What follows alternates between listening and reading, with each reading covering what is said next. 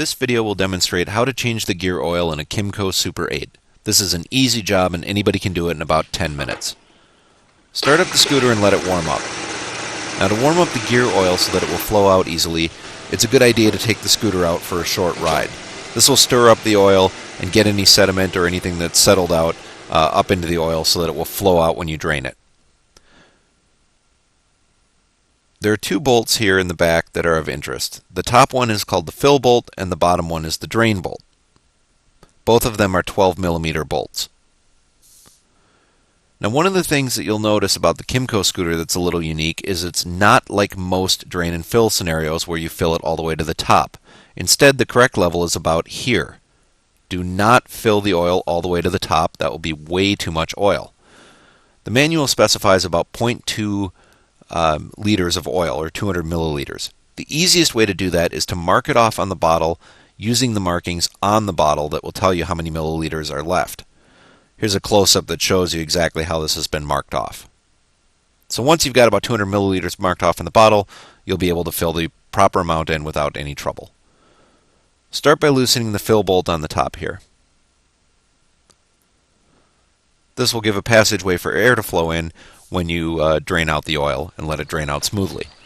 Place a small cup underneath the scooter here below the drain bolt, and then using a ratchet and 12mm socket, loosen the drain bolt.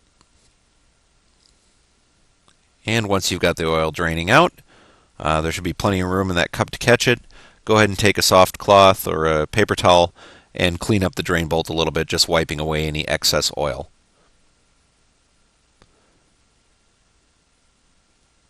Once all the oil's been drained, wipe off the area where you drained the oil from, and then replace the drain bolt. Start by finger tightening it to make sure that the threads are lined up correctly, and once it's finger tight, go ahead and snug it up using the ratchet.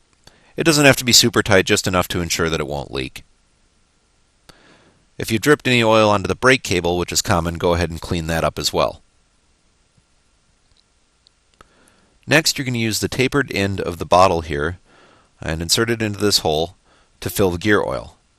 Squeeze the bottle to get oil out. It will take more than is shown here, but periodically check the oil level to see how it's stacking up against the line you drew earlier. Once you've got the scooter full, go ahead and put the fill bolt back in.